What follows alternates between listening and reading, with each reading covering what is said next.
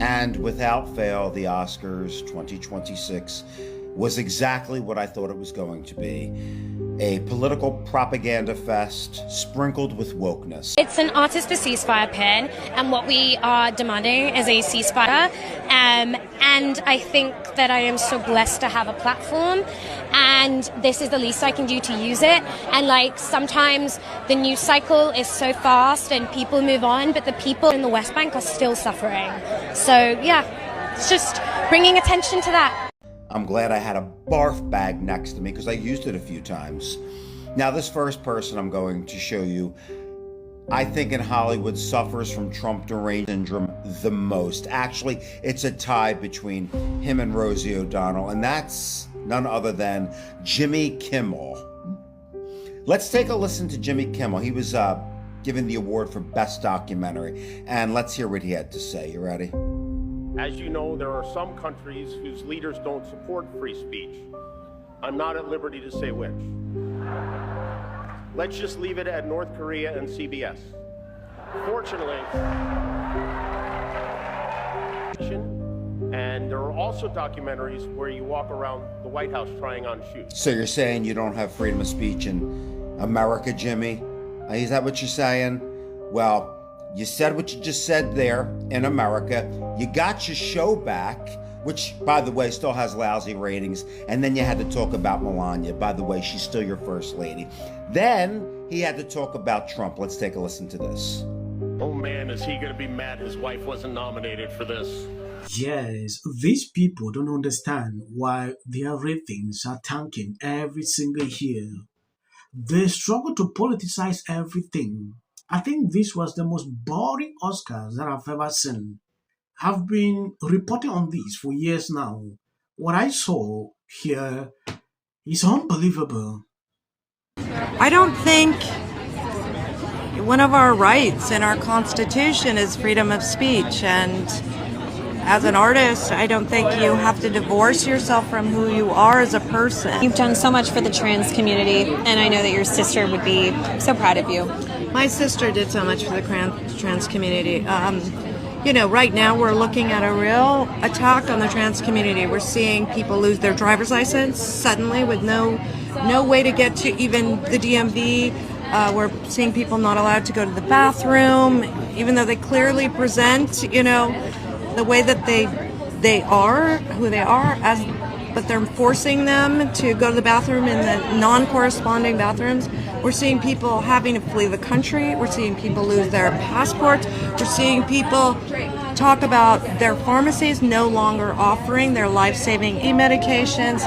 We're talking about pharmacies that are no longer offering PrEP, so that Planned Parenthood, the number one healthcare provider in the country, being shut down, which was the number one testing service for all. We're seeing every 3 seconds of it, and we're just here to say, no matter what the government says, we disagree. We love you. We're here. Yes, Patricia claimed trans people are under attack.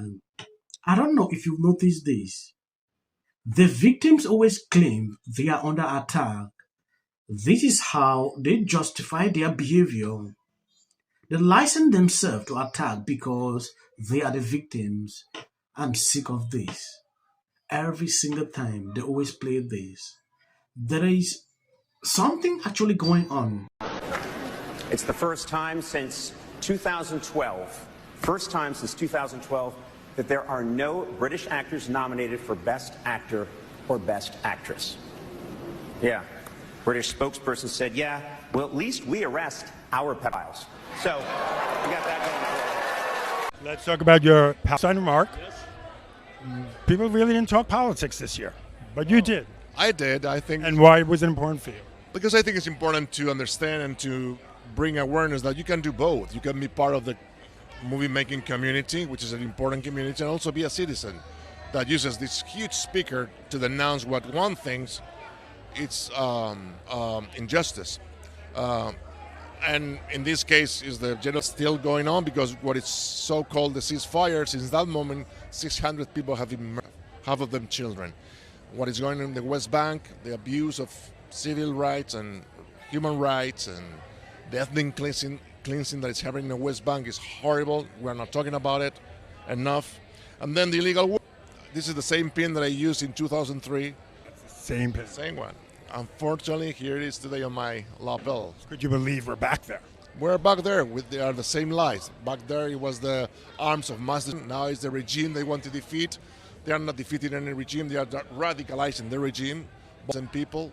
So it's about it. It's about the oil. You know, this man is actually struggling to mock the United States here. Yeah, at least Britain is arresting people like on the fines. This is what he's struggling to do. There is a tweet that I saw, and I see it to be very important. Stephen put this out on X. Jimmy Kimmel is a classless hag who is self-projecting his depression and sadness onto others. He lives a pathetic existence where nobody, not even his family, enjoys his miserable company. The only people giving him any attention are Hollywood elite. Bye. This is coming as a result of Jimmy take sweep at Donald Trump at the Oscar. He's going to be mad that his wife wasn't nominated for. Jimmy was nominated because I think it was a documentary or something like that. I don't really know. You know, if these people don't mention Trump's name in a place like this, I'm telling you the truth, nobody will talk about it. So they realize Trump is giving them ratings. Then imagine if Trump is not there. What would these people do? Yeah.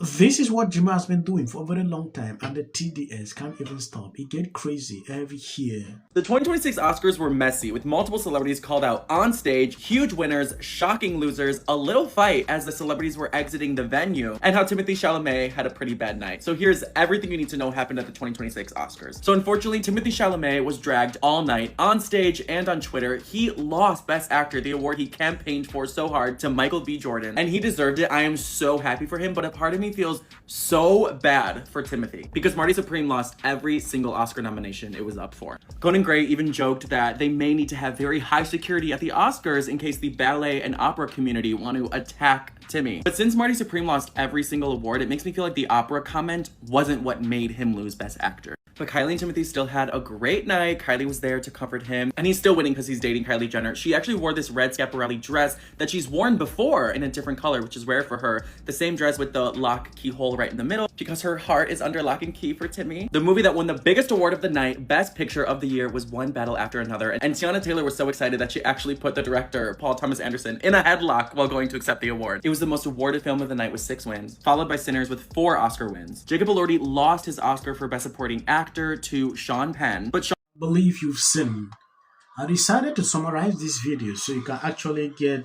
I understand a lot of people don't watch this award, so it is very important. I actually show you some of these videos. I want to appreciate people supporting, sharing out the videos. I have the short clips at the end. That is for the white algorithm. You can always keep. In this room are some of the most important TV and film executives in the world. People from every background, but they all have one thing in common. They're all terrified of Ronan Farrow. Anniversary of the Oscars So White campaign. Someone must wear a ribbon that says, "We won." Out on the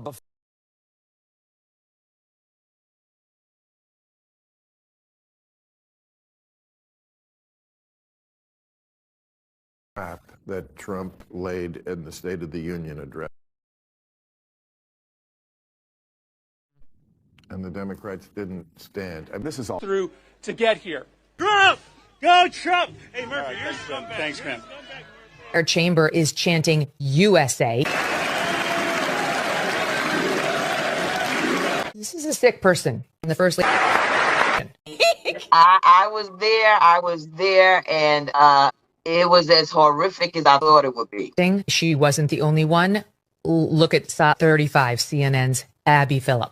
He utilized almost like these game show type moments where you're seeing awards being presented. They're just so disgusting. Of course, he chose who did not vote in his favor and did not shake her hand there. Here's the video. He shook everyone's hand. Everyone. There's the Chief Justice. All of them got their hands shaken. to the point where they had to come back on the air and say this in SOT 33. But we should point out as he walks in, he's pretty close to the justices again as he comes. Other than illegal on either of those two, I think they took his bait. Can take away from the joyous moment as all Americans. And why are they putting a medal? Oh, he's already under scrutiny for 1,000 reasons. Carol Patel posted this on X. Job. I get suspicious when any person's home, it's very easy to. This is for the people in the United States who are terrorized and scared today. The country's in such emotional turmoil. And Republicans on both sides. You're so amazing. And wasn't it so great? Hey, girl. When you think it can't get anywhere. And I was just kind of going over a list of things